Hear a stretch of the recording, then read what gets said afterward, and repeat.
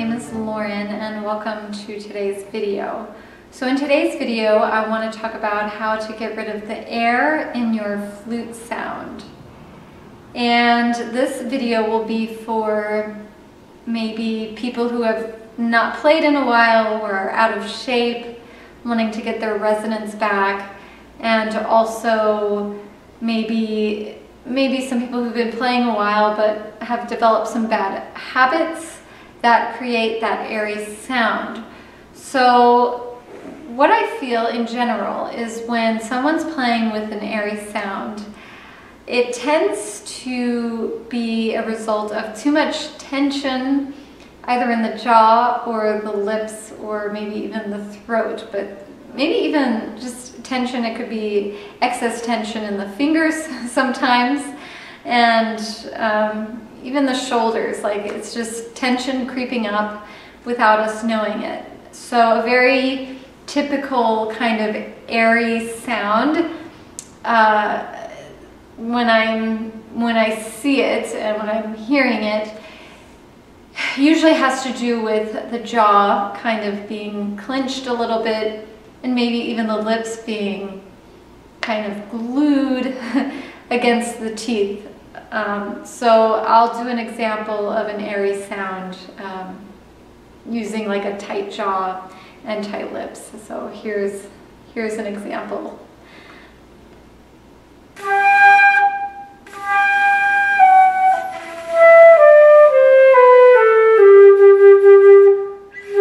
And you don't even have to have necessarily tight lips, but if the jaw is clenched,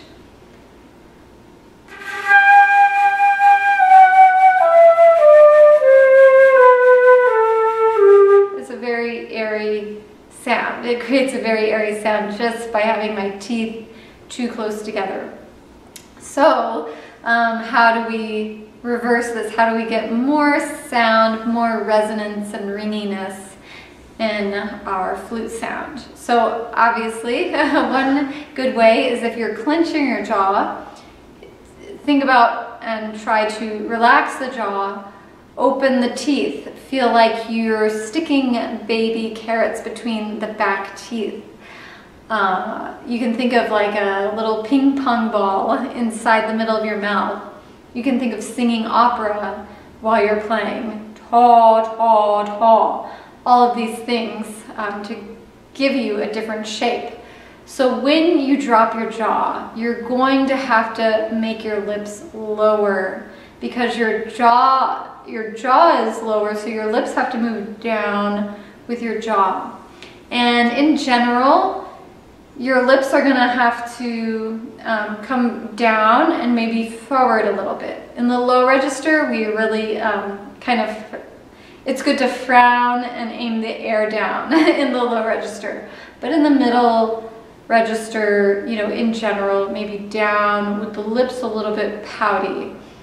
And so those two things, just working on them and noticing them in your own playing can be very helpful in helping the sound to sound a lot more resonant. And I'll talk about exercises you can use to focus on this and achieve this in a second.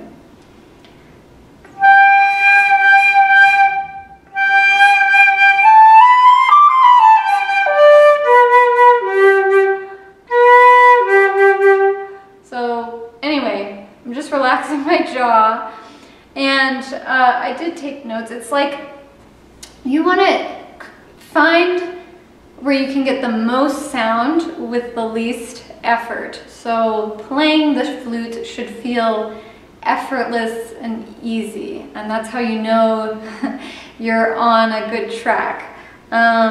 So yes, so back to my original point, when you're working on just relaxing the jaw and bringing the lips down below the top teeth and a little puckered and pouty, a really good basic exercise to focus on these two things with is long tones. Long tones like the long tones in Marcel Moïse's De la Sonorité, or in Trevor Wise's book, Book 1 on tone. And you know, you can start, it doesn't have to be on B. I think these long tone exercises usually start on B. You can start with a note you're more comfortable with and work from there. But in general, you play long notes, 2 notes at a time, slurred, either down a half step, down by a half step, or up by a half step. So, yeah, long tones.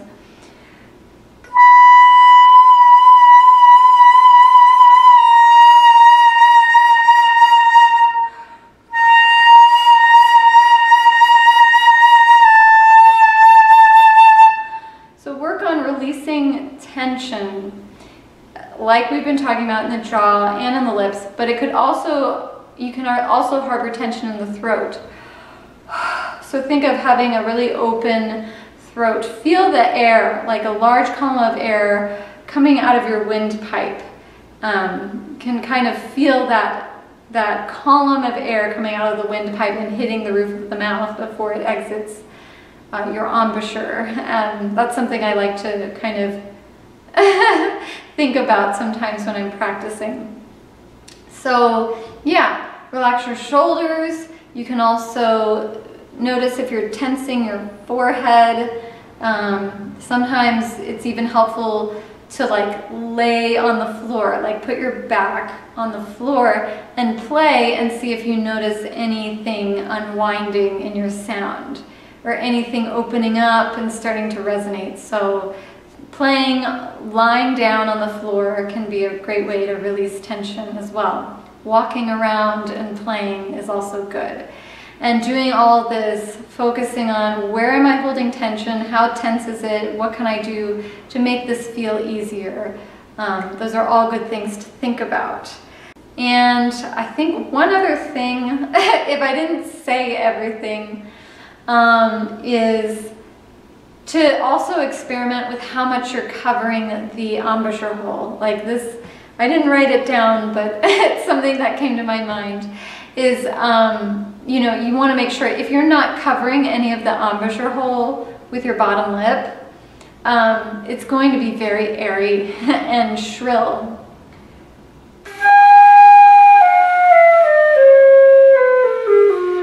So, and you're going to have to almost feel, it feels like I almost have to tense my lips in order to get a sound out when I do that. So you want to be covering, just to be safe, we'll say 1/3 of the embouchure hole. And of course, that's a very general thing to say, but I'll just say it to be simple in this video. Bottom lip covering 1/3. This edge right here on the embouchure hole should be lower than your lip. At least it is for me because I have very thin lips. It might be different for you. But yeah, I have very thin lips, so this edge of the embouchure hole is actually below my lip. It is not on my lip, and my bottom lip has room to like move and be over the embouchure hole a little bit. So try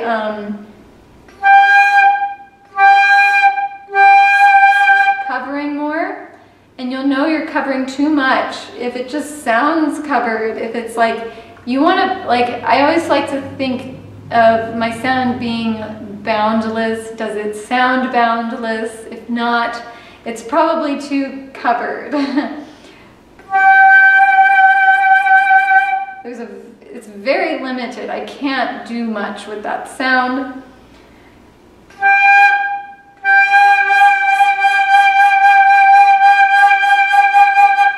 A lot more with this sound, which is less covered. So find the sweet spot, use a mirror and all that stuff. And now, yes, so like I said before, you want to find the most sound with the least effort. So something I like to suggest to achieve this as an exercise is to push air through closed lips. And this is just as an exercise, so when you go to your regular way of tonguing, you can kind of carry what you gathered from the exercise into regular tonguing and regular playing. So you want to find where you get the most sound with the least effort. So push air through closed lips and just find the angle. Try different angles and see where the sound is just there and you hardly had to do anything. So I'll just show you an example on a 5-note scale.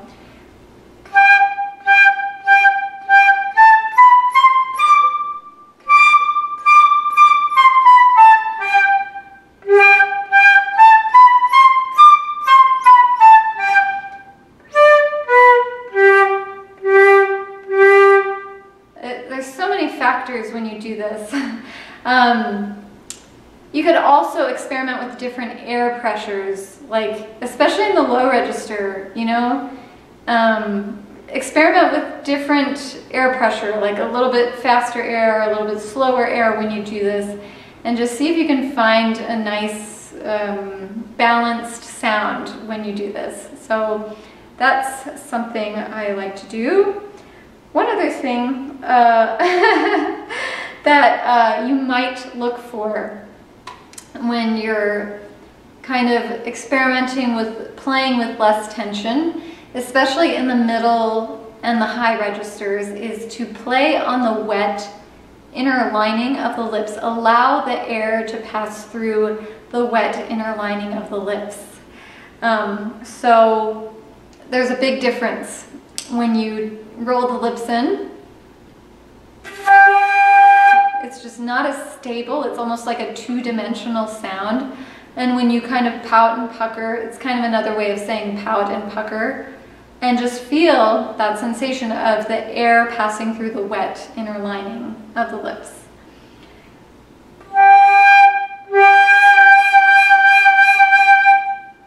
Right? So, and when doing this, you know, long tones is a great way to work on all this.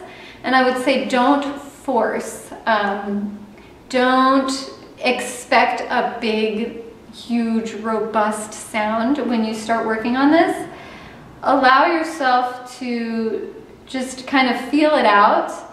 Know that, you know, it's going to gradually open up is usually what happens, especially if we're not really warmed up. The resonance starts to gradually open up if we're warming up in a really good, healthy way.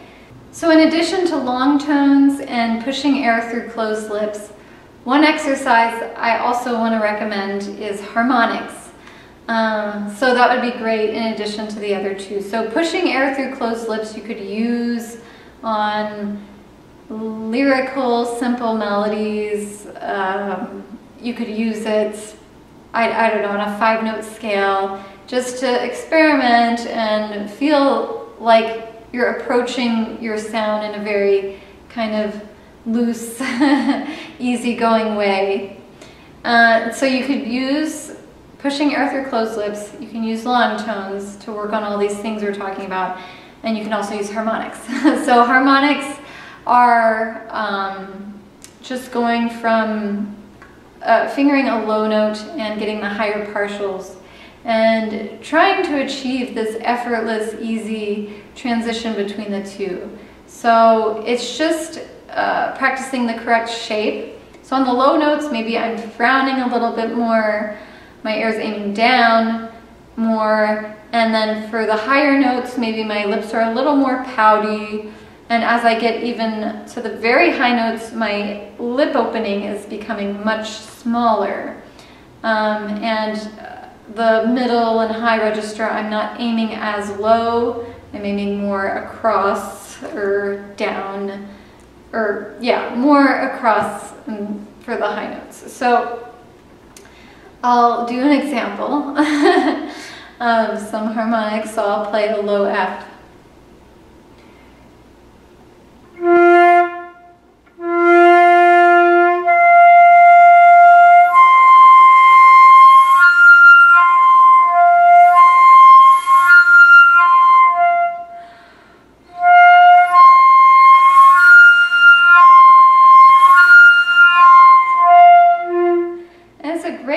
In releasing tension to get the very high note and challenging yourself not to tense your lips or your jaw. It's a very good exercise, and just switching between 2 notes. And you can, again, use any of the other things we've been talking about in this video. You can lay down on the floor, you can walk around, you can just like rate the tension on a scale of 1 to 10. How tense is my jaw while you're playing this, and just kind of feel it out. And again, don't force, don't overdo any of this, just kind of you know, do it and focus on these things and make changes and try new things. Okay, so that's the gist of it. I hope this was concise enough.